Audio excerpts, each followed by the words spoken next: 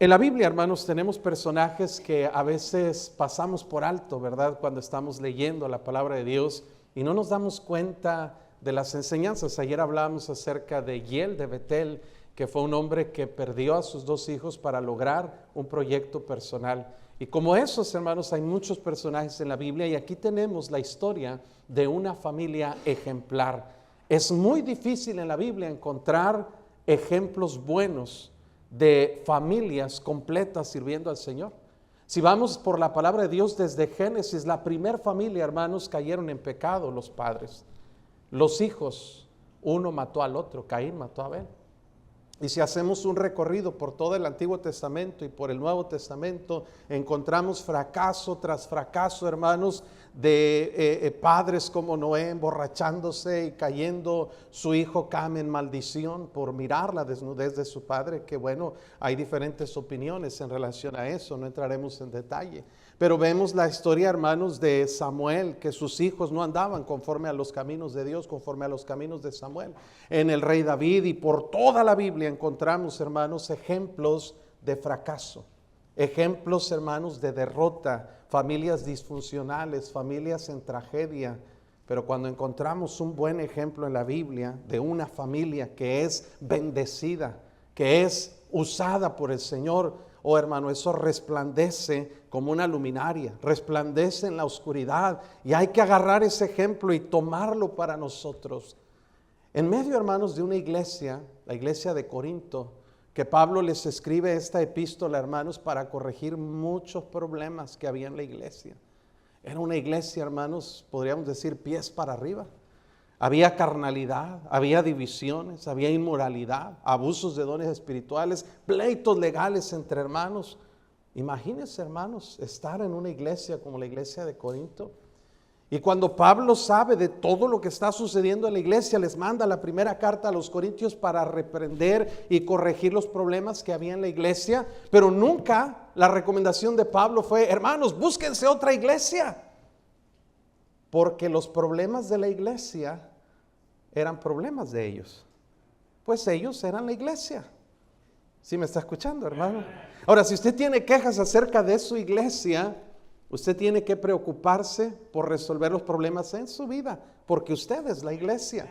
Usted está diciendo: es que en esa iglesia no hay amor. Usted está diciendo: yo no tengo amor, necesito arreglar eso en mi vida. Usted está diciendo: en esa iglesia hay mucha hipocresía. Usted está diciendo: yo necesito ser íntegro, necesito ser sincero para que mi iglesia no sea hipócrita. Yo necesito no ser hipócrita porque yo soy la iglesia y los problemas de mi iglesia son mis problemas.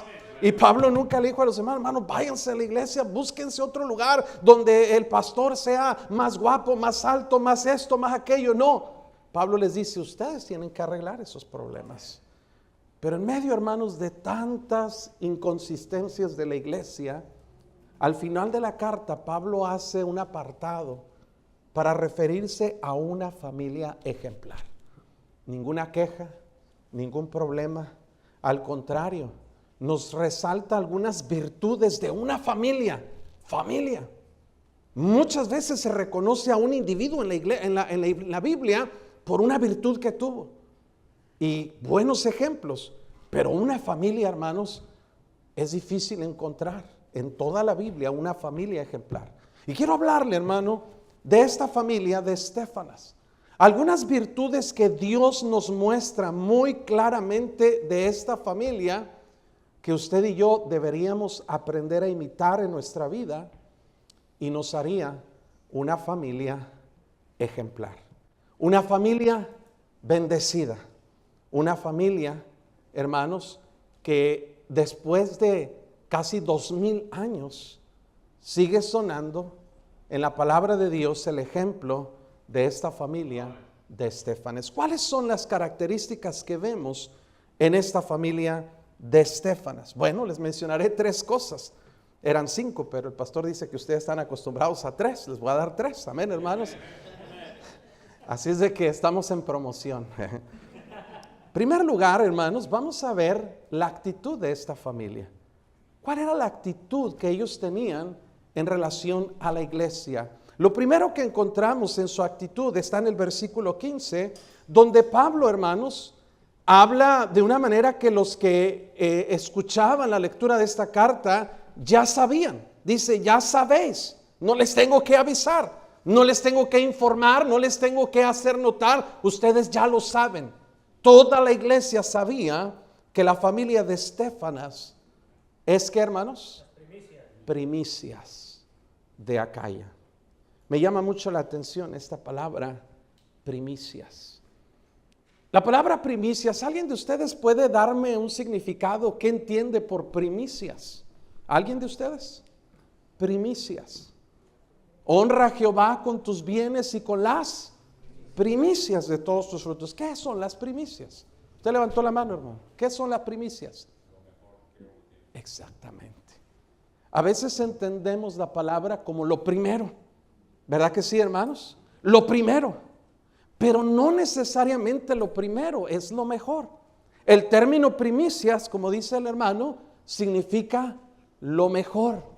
Ahora, quiero que usted note algo sobre esta familia de Estéfanas. Tenemos registro en la Biblia que ellos fueron de los primeros que se convirtieron al Señor en la región de Acaya. Si usted lee o quiere escuchar en Hechos capítulo 18, el apóstol Pablo llega a la ciudad de Corinto donde estaba esta iglesia. Pablo, hermanos, se pone a trabajar ahí en Corinto con Priscila y Aquila, pues tenían el mismo oficio que era hacer tiendas. Ahora, la razón que Pablo se pone a trabajar es porque necesitaba recursos. Y se pone a trabajar y empieza a predicar, dice la Biblia en Hechos 18, versículo 4, que discutía en la sinagoga los días de reposo y persuadía a judíos y a griegos. Por un tiempo Pablo estuvo teniendo que trabajar secularmente para trabajar haciendo tiendas, para obtener recursos, para poder predicar los días de reposo. Pero algo sucede ahí en el versículo 5, donde dice que cuando Silas y Timoteo vinieron de Macedonia, ¿sí, hermanos? Pablo se entrega por entero a la predicación del evangelio, pasa de part-time a full-time. ¿Y qué fue lo que cambió, hermanos? Que Timoteo y Silas vinieron de Macedonia, donde estaba una iglesia llamada la iglesia de Filipos. Y Pablo reconoce a esta iglesia y les dice que al principio de la predicación del evangelio ninguna iglesia participó conmigo en razón de dar y recibir, sino solamente vosotros. Pues a una Tesalónica me enviasteis una y otra vez para mis necesidades. La iglesia de Filipos empezó a apoyar financieramente a Pablo, y eso es un principio que encontramos en la Biblia. Queremos que la iglesia crezca, que el ministerio florezca, hay que apoyar a los siervos de Dios, hermano, que están predicando el evangelio. No es malo que un pastor trabaje, pero hermanos, es mucho más productivo que el que vive, predica el evangelio, viva del evangelio.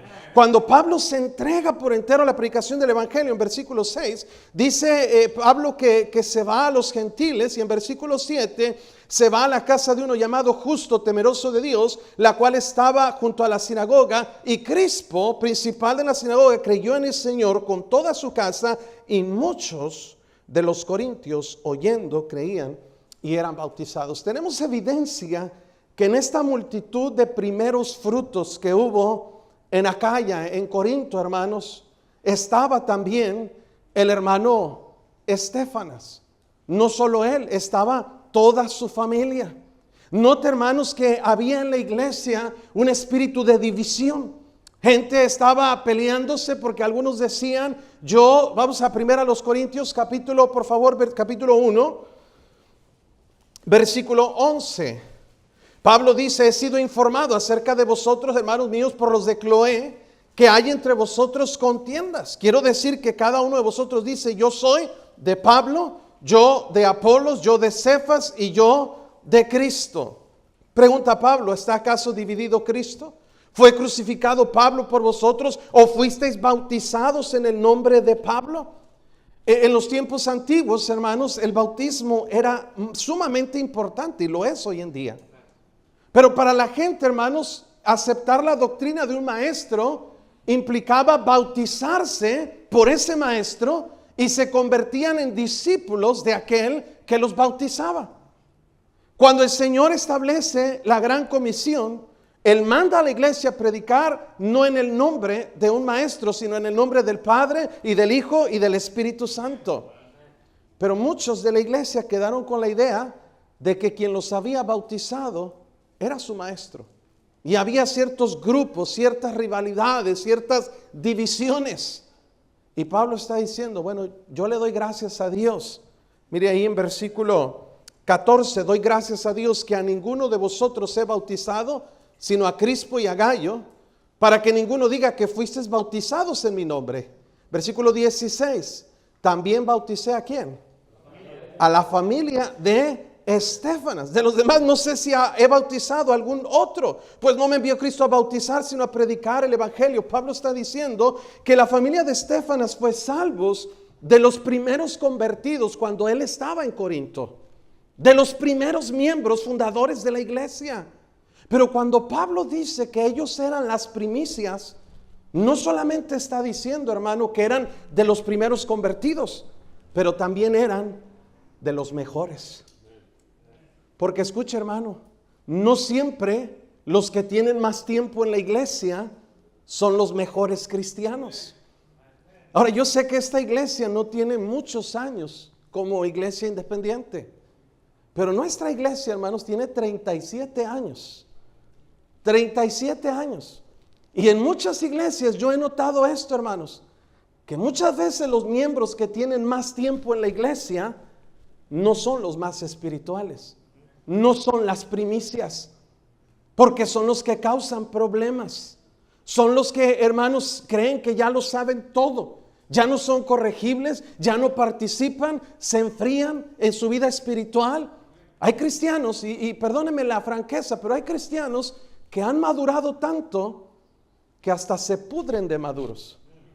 ¿Ha visto usted una fruta que está madura y no se consume? Se deja en la mesa. Después de 3 días, 4 días, ¿qué empieza con esa fruta que no se usa para nada? Se empieza a podrir, empieza a oler mal, se echa a perder. Y eso pasa con muchos cristianos que tienen mucho tiempo en la iglesia. No todos los que son de los primeros son primicias. Pero la familia de Estéfanas, Pablo lo reconoce. Ellos estaban desde el comienzo del ministerio en la iglesia en Corinto, pero eran primicias. ¿Sí me está siguiendo, hermano? Quiere decir que esta familia no se involucró en los problemas de divisiones que había entre carnalidad de los miembros. No estaban causando conflictos, no estaban causando problemas, no estaban, hermanos, chismeando, no estaban murmurando. Eran primicias porque eran de los miembros más espirituales que había en la iglesia. Su actitud es que eran espirituales. Otra cosa que podemos resaltar en su actitud, hermanos, vemos ahí en 1 Corintios capítulo 16. ¿Estamos ahí, hermanos? Y mire versículo 15, ya sabéis que la familia de Estéfanas es las primicias. Son los miembros más espirituales. Son los miembros más, hermanos, trabajadores, más productivos en la obra. Pero mire, en segundo lugar, dice que ellos se han dedicado. ¿A qué se dedicaron, hermanos? Al servicio de los santos. Una familia ejemplar tiene una base sólida de ser espirituales. Son primicias. Pero eso, hermanos, no consiste nada más lo que ellos saben. Porque un buen cristiano no consiste en lo que sabe, sino también tener un balance entre lo que sabe y lo que hace. Y alguien, hermanos, que es un ejemplo, una familia ejemplar como la familia de Estéfanas, se dedicaron al servicio de los santos. La palabra servicio viene de la palabra diaconía, que significa ministrar, significa servir a otros. Estos hermanos, no sabemos, ellos no eran pastores, no eran la familia pastoral, no eran misioneros, no eran evangelistas, eran una familia de la iglesia, pero que estaba dedicada a servir a otros, hermanos. Cuando usamos la palabra dedicado, normalmente, hermanos, nos referimos a la actividad preponderante que una persona tiene para subsistir, ¿verdad? Si yo le pregunto a alguien de ustedes, hermano, ¿a qué se dedica? Usted me va a decir la actividad principal con la que usted cubre sus gastos. Soy pintor, soy albañil, tal vez soy pintor, soy jardinero. Usted va a mencionar su oficio, su profesión, a lo que usted se dedica, que es la actividad principal en su vida. Usted y yo no sabemos a qué se dedicaba secularmente la familia de Estéfanas. No sabemos si era un constructor, no sabemos si era albañil, si era carpintero, pero y en realidad eso no importa. Lo que el Señor nos hace notar es que ellos se dedicaron como familia para servir a los santos, hermano. Qué difícil es encontrar familias que estén motivadas y unidas para servir a otros. Tenemos muchas familias, hermanos, que quieren mandar, que quieren tomar decisiones. ¿Verdad que sí, hermanos? Queremos decirle al pastor qué predicar, qué no predicar, de qué color pintar, cuánto debe durar el culto, cuántos cantos, qué música, qué instrumentos. Queremos opinar, queremos controlar, pero no muchos quieren servir. La familia de Estéfanas no estaba enfocada en querer posiciones. Ellos no querían un nombramiento, no querían nombramiento, no querían una posición en la iglesia. A ellos les bastaba el hecho de servir. El Señor Jesús nos enseña en Mateo 20:25, llamando a sus discípulos, les dice: sabéis que los gobernantes de las naciones se enseñorean de ellas, y los que son grandes ejercen sobre ellas potestad. Mas entre vosotros no será así, sino que el que quiera hacerse grande entre vosotros será vuestro servidor, y el que quiera ser el primero entre vosotros será vuestro siervo. Y pone el ejemplo máximo que tenemos como el Hijo del Hombre. No vino para ser servido, sino para servir y para dar su vida en rescate por muchos. Hermanos, lo más difícil para aprender para un cristiano y para su familia es un varón y un papá, una mamá que guían a sus hijos juntos para servir a otros en la iglesia. Ese es el verdadero sentido de poder servir a Dios sirviendo a otros, hermanos. Un siervo no es alguien que busca aplausos, no es alguien que busca reconocimientos. Un siervo se caracteriza por una simple virtud: sabe obedecer y acatar órdenes.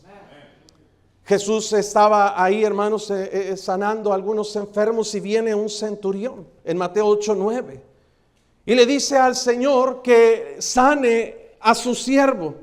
Y el centurión le ruega al Señor. Y nota, hermano, que el Señor dice: yo voy a ir a tu casa y lo voy a sanar. Recuerda que el centurión le dice: no, Señor, yo no soy digno que vengas bajo mi techo, pero solamente di la palabra y mi siervo sanará. Y luego dice el centurión: porque yo también soy hombre bajo autoridad y tengo bajo mis órdenes soldados. Y digo a este: ve, y va. Y a este: ven, y viene. Y si yo le digo a mi siervo: haz esto, lo hace. ¿Cuál es la distinción de alguien que sirve? Alguien que sabe acatar órdenes. No es difícil ser siervo, hermano. Simplemente es tener la facultad de obedecer. Pero qué difícil es en la iglesia encontrar a la gente que sea obediente. No nos gusta recibir órdenes. No nos gusta que nos digan qué hacer. Amén, hermanos. Los sugieres vienen y dice: hermanos, siéntense adelante. Queremos que la gente se siente adelante. Y mire, la banca vacía, porque no nos gusta obedecer. Se nos dice: hermano, tenemos conferencia, los quiero ver aquí a todos a tal hora, a tal día. Y mire, muchos lugares vacíos, porque no nos gusta obedecer. La familia de Estéfanas se dedicaron a servir. Quiere decir que ellos eran obedientes. ¿Estamos aquí, hermanos? Mire, en Lucas 17:7 el Señor Jesús da otra característica de alguien que sirve. Nos dice: ¿quién de vosotros, teniendo un siervo que ara o apacienta ganado, al volver el del campo, luego le dice: pasa, siéntate a la mesa? ¿No le dice más bien: prepárame la cena? Cíñete y sírveme hasta que haya comido y bebido, después de esto come y bebe tú. ¿Acaso da gracias al siervo porque hizo lo que se le había mandado? Y Jesús dice: pienso que no. Así también vosotros, cuando hayáis hecho todo lo que os ha sido ordenado, decid. ¿Qué debemos decir? Siervos inútiles somos. Pues lo que debíamos de hacer, hicimos. ¿Sabe qué, hermano? En la naturaleza humana está un deseo inherente de ser reconocidos, de ser aplaudidos, de ser premiados, de ser exaltados. Y todos buscamos eso. Hasta la persona que diga, no, yo no quiero eso, miente. Todos queremos eso. Pero cuando alguien se dedica a servir, hermano, ha trascendido de ese deseo carnal de querer reconocimiento y aplauso, y lo único que quiere es obedecer. Lo único que le interesa es hacer lo que le ha sido ordenado.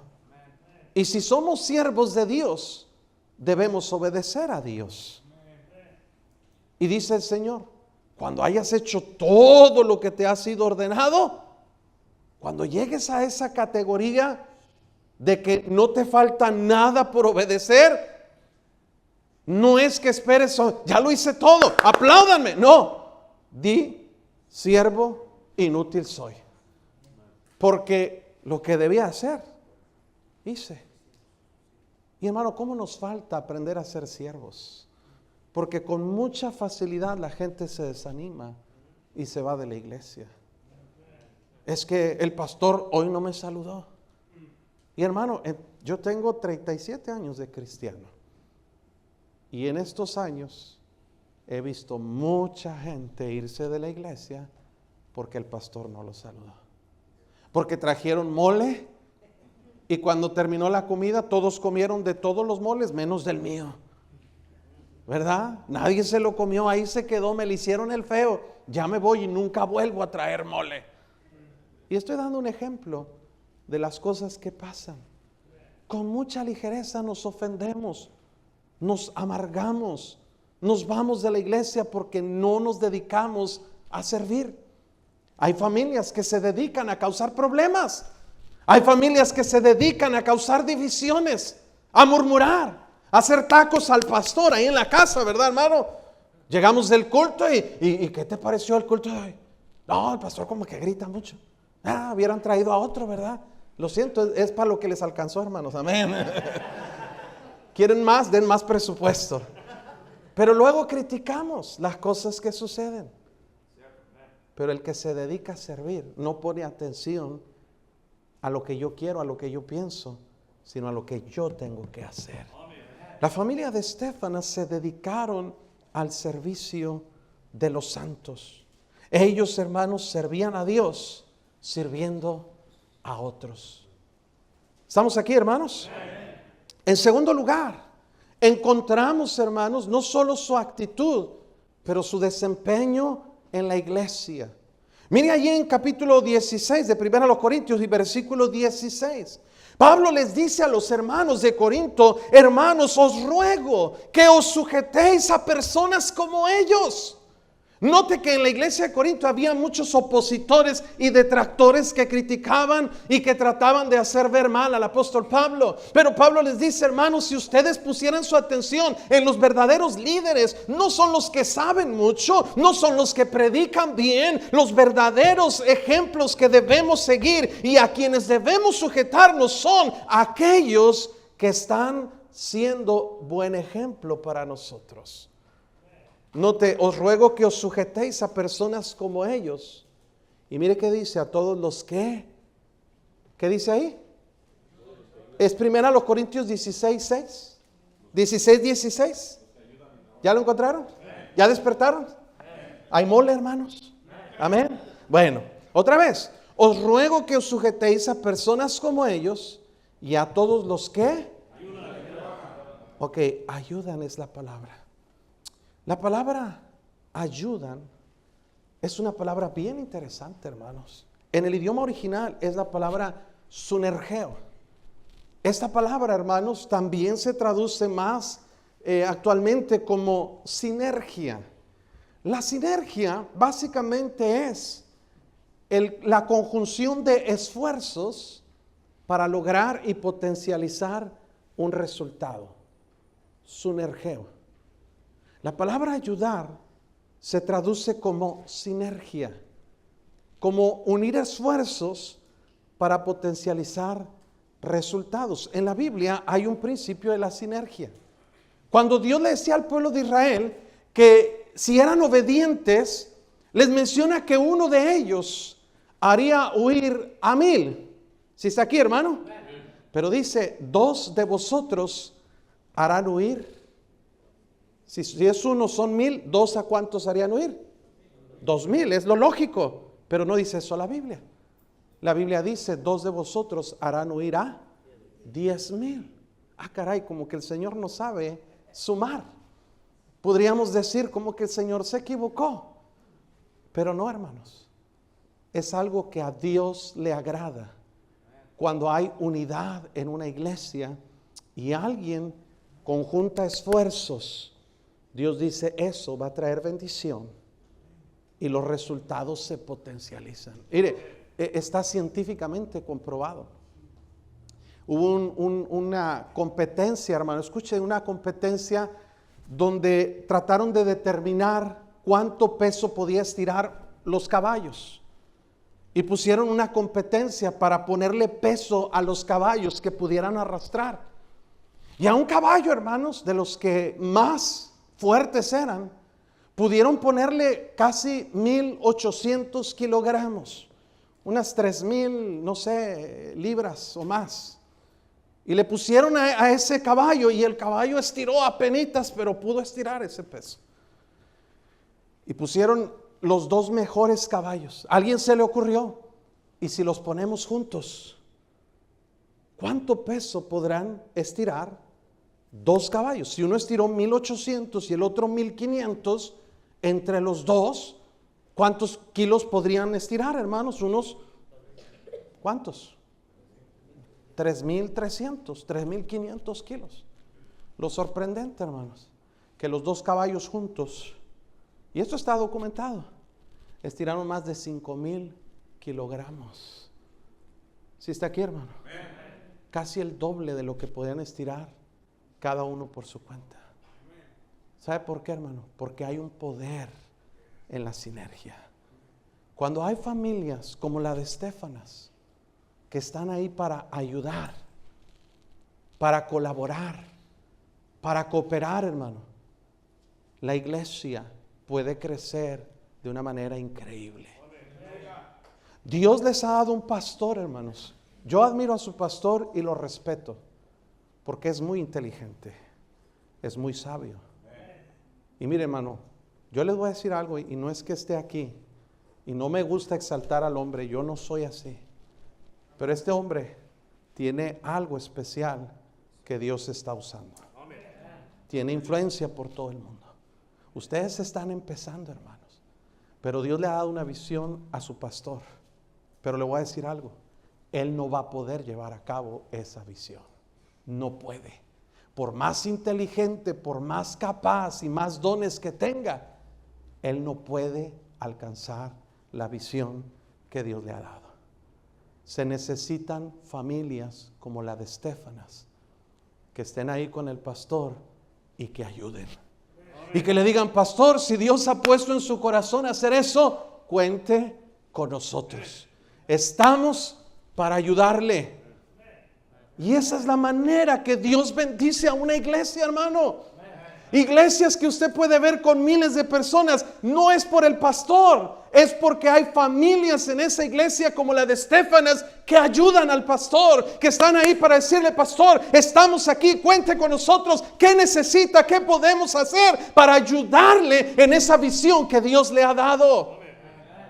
Oh, cómo necesitamos familias como la de Estéfanas. Y mire, el apóstol Pablo supo destacar estas virtudes que esta familia tenía en su desempeño en la iglesia. Ellos ayudan, ellos aportan, ellos suman, ellos multiplican. No están ahí para hacerle más problemas al pastor, están para ayudarle. Se necesita en la iglesia bautista de Santana familias como la de Estéfanas que estén para ayudar, para hacer sinergia, para meter el hombro y decirle, pastor, estamos con usted. Pero hay otra palabra ahí, los que ayudan y, ay, qué fea palabra, ¿verdad? Trabajan, no es maldición, trabajan. Me interesa mucho el significado de esa palabra, hermanos. La palabra trabajar viene de la palabra griega kopiao. Y esa palabra se traduce en otros pasajes, como en Juan capítulo 4, cuando dice que Jesús estaba yendo por Samaria. Y dice la Biblia, y Jesús, nota esto, cansado del camino. Esa palabra kopiao significa cansado, agotado, casi sin fuerzas. Jesús iba caminando por Samaria y ya no pudo más. ¿Se ha sentido en algún momento usted cansado hasta el extremo que dice, espérame, ya no puedo? ¿Le ha pasado a usted? Cuando estaba jugando fútbol, ¿se acuerda, hermano? Ahora que usted se siente todavía de 18, ¿verdad? Y se mete a jugar fútbol y le mandan un pase y como máster, ¿verdad? Lo mata con el pecho y empieza a correr. ¡Oh! Ya no puedo. A veces a los 10 pasos ya no podemos. Ya llegarán al cuarto piso algunos, ¿verdad, hermanos? Pero habla de un cansancio extremo por un esfuerzo físico. La familia de Estéfanas no aportaban, no ayudaban solamente, ellos se gastaban, se cansaban trabajando en la obra de Dios. Mire, hermano, hay miles de personas que vivieron en el primer siglo que se predicó el evangelio. La gran mayoría de la gente no sabemos sus nombres, no sabemos qué hicieron. Muchos pastores que ministraron iglesias, no tenemos información de ellos. Pero Dios quiso a través del apóstol Pablo hacernos mención de una familia en una iglesia que tenía un corazón para trabajar hasta el cansancio en la obra de Dios. Hermano, qué notable es la familia en la iglesia que trabaja hasta el cansancio, que se gasta para el Señor. Hermano, usted y yo nos gastamos todos los días. Nos gastamos para lograr metas y propósitos personales. Usted que está aquí, hermano, usted trabaja. Y usted, hermana, también algunas trabajan. Y todas trabajan en su casa, aunque no les dan salario, pero se cansan. Trabajan y se gastan para lograr un objetivo. Los hombres a veces se levantan a las 3, 4 de la mañana para ir a trabajar, hermanos. Y usted está ahí esforzándose, quizá en el sol, quizá, hermano, en el mero calor, quizá a la intemperie, haciendo algún trabajo físico. Y usted termina el día, hermano, y llega a su casa cansado, pero satisfecho, porque usted ganó algo de dinero por el trabajo que usted hizo ese día. Y usted está contento porque cada hora se la pagan. Aquí pagan, no sé, 20, 30 dólares la hora. Y wow, usted dice, me cansé, pero valió la pena. Y el Señor nos dice, trabajad, pero no por la comida que perece, sino por la que a vida eterna permanece. En otras palabras, Dios está diciendo, sí, trabaja, échale ganas. Gana tu salario, pero el mismo empeño que le pones en trabajar para lo secular, ponlo también para trabajar para Dios. Porque, hermanos, para el mundo somos bien diligentes. Hay cristianos, hermanos, que llevan años sin una falta al trabajo, sin un retardo al trabajo y siendo muy diligentes. Pero a la iglesia no podemos juntar ni una semana, ni un mes sin faltar a un culto. Se quedó muy callado el asunto. ¿Funciona? Somos buenos y diligentes para lo secular, pero somos bien negligentes para lo espiritual. Para ganar dólares, hermano, nos levantamos temprano, pero el domingo en la mañana, yo no sé aquí, pero allá en Monterrey, nuestro servicio empieza a las 10 de la mañana. Y hermanas se dan la queja y me dice, pastor, son las 9:55, ya estamos todos listos para irnos a la iglesia y mi esposo todavía está dormido, todavía está acostado. Qué vergüenza llegar tarde al culto, porque a las hermanas les da pena. Pero a los hombres no les da vergüenza. Pues yo trabajo. ¿Y los demás qué? Estamos aquí, hermano. Mire, hermano, perdóneme, no quiero ser tan directo. No, sí quiero ser directo. Amén. De hecho, pues eso vine. Si no, ¿para qué? Pero a algunos veo que no les gusta lo que les estoy diciendo. Pero somos diligentes para lo secular, pero somos negligentes para... ¿Qué pasaría si en el trabajo fueras tan puntual como eres a la iglesia? ¿Tendrías trabajo? ¿O ya te hubieran corrido? Porque hay gente que llega bien tarde a los cultos. No leen su Biblia, no oran, no salen a ganar almas, porque no nos interesa ser diligentes en lo espiritual. Pero la familia de Estéfanas, no, ellos trabajaban, ellos se esforzaban, eran los primeros que llegaban a la iglesia, eran los últimos en irse. Apenas el pastor decía, hermano, necesitamos, y Estéfanas, pastor, yo, hermano, ¿qué? Si no he dicho nada, lo que sea, pastor, yo estoy listo, yo déjeme ayudar, déjeme servir, yo quiero tener parte en eso que usted quiera hacer. ¿Cómo anima a un pastor tener familias como la de Estéfanas? Oh, hermano, qué fácil se hace ministrar a familias así. Tenemos ahí, en primer lugar, su actitud. Eran primicias, se dedicaban al servicio. Tenemos su desempeño, trabajan y ayudan. Pero hay una última cosa y termino aquí, hermanos. ¿Qué encontramos de características de esta familia de Estéfanas? 1 Corintios 16, 17. ¿Estamos ahí, hermanos?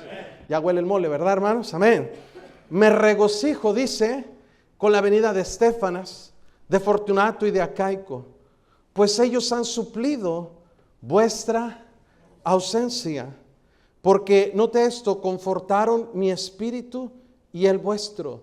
Reconocer a tales personas. Hermano, me gusta mucho a mí entender cada palabra que se está diciendo. ¿Por qué lo dice? El sentido de la palabra que está diciendo Pablo aquí, que ellos suplieron vuestra ausencia. Y luego dice, confortaron mi espíritu. La palabra confortaron, viene la palabra griega napleró. Eso significa que ellos proveyeron una necesidad económica. Escucha, hermano. La iglesia de Corinto, consistentemente Pablo les escribe para animarlos a dar. Porque aunque era una iglesia que estaba en una ciudad muy próspera, ellos no les gustaba mucho dar. Era como Monterrey más o menos, hermano.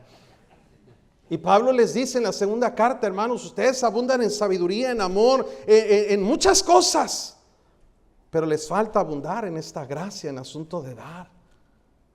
¿Sí estamos aquí, hermanos?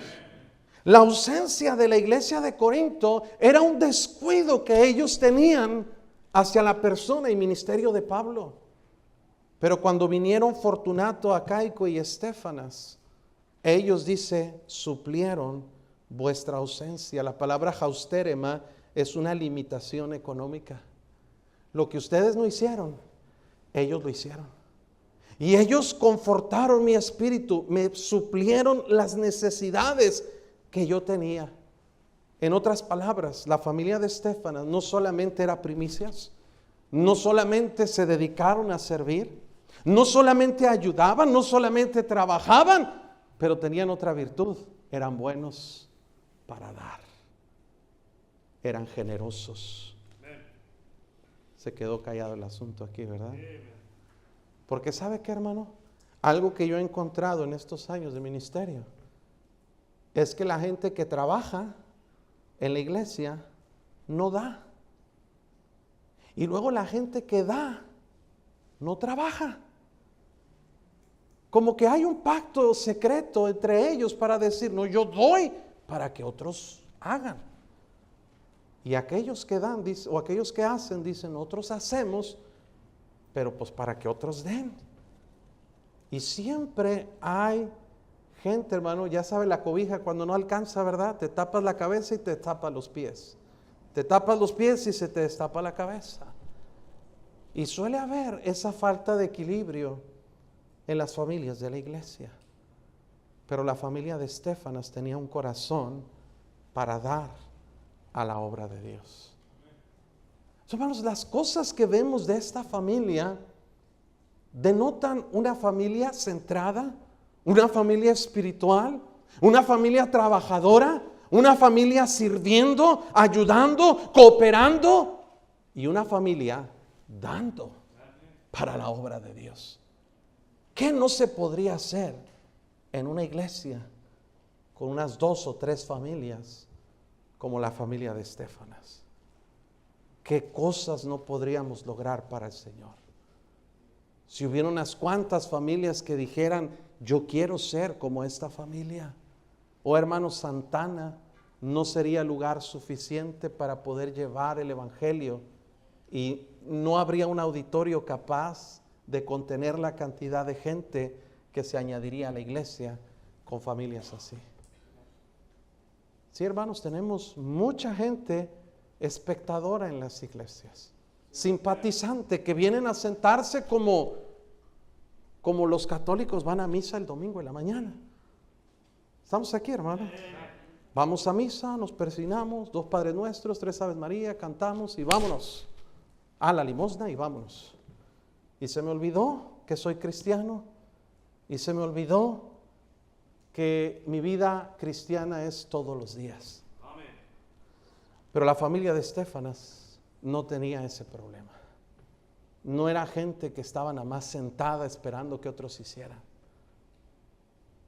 Le voy a decir algo y tal vez me pase un poquito la raya, pero no quiero hacerlo.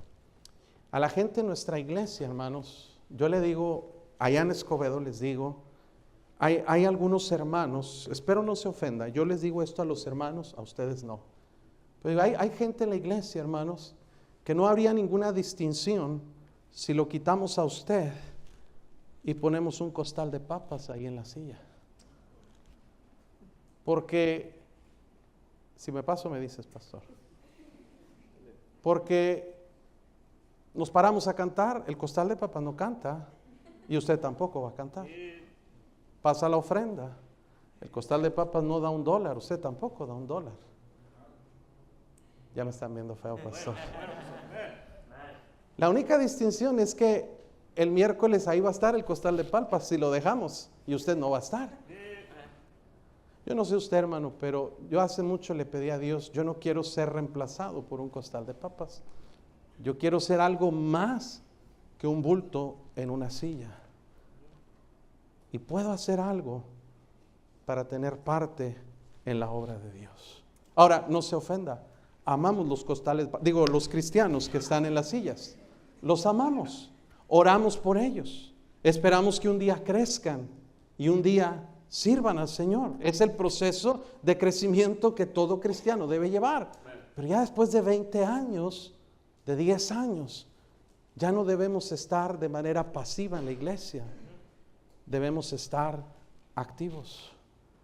Y para eso necesitamos tomar compromisos con el Señor. Se necesita algunos Estéfanas que le digan a su familia, hey, Dios me habló. Porque Dios nos habla, ¿verdad que sí, hermanos? Sino a que venimos y yo quiero hacer una diferencia. Quiero que nuestra familia sea como la familia de Estéfanas. Él no podía haberlo hecho sin su esposa y no podía haberlo hecho sin el apoyo de sus hijos. Si no, sería el hermano Estéfanas, no sería la familia de Estéfanas. Pero hay un compromiso conjunto de toda la familia. Ahora, qué interesante que el nombre de Estéfanas significa coronado de gloria. Oh, hermano, hay recompensas. Y yo creo que un día en el cielo Dios nos va a dar la oportunidad de conocer a muchos personajes de la Biblia. Podremos conocer a Noé, a Sansón, a Moisés, a Abraham, pero también vamos a conocer a Estéfanas. Y usted va a poder ir con él y decirle, hermano Estéfanas, un día escuché un mensaje sobre usted y su familia. Y quiero decirle gracias por su ejemplo. Y el hermano Estéfanas, coronado de gloria, tendrá ese gozo de saber que su testimonio influenció la vida de muchas familias hasta el año 2024. Hasta acá, hasta la ciudad de Santa Ana, California, porque hubo una familia que decidió cambiar su perspectiva por el ejemplo de la familia de Estéfanas. Pablo dice que debemos reconocer a esas personas. Ellos son los que deben ser reconocidos, quiere decir identificados. Y luego dice que nos sujetemos a personas como esas. Qué bendición que en la iglesia haya familias que son ejemplo. Pregunta: ¿es usted y su familia un ejemplo para otras familias? Que otros puedan decir, mira, la familia de Estéfanas, quizá la familia Pérez, la familia Ramírez, la familia González, son parecidos a esta familia. Y esas familias son las que hacen fuerte la iglesia. Este ministerio no va a crecer, hermanos. No va a ser fuerte si no tiene familias que tengan compromiso así con el Señor. ¿Por qué no decide ser su familia? Si los demás no quieren, su familia. Una familia como la de Estéfanas.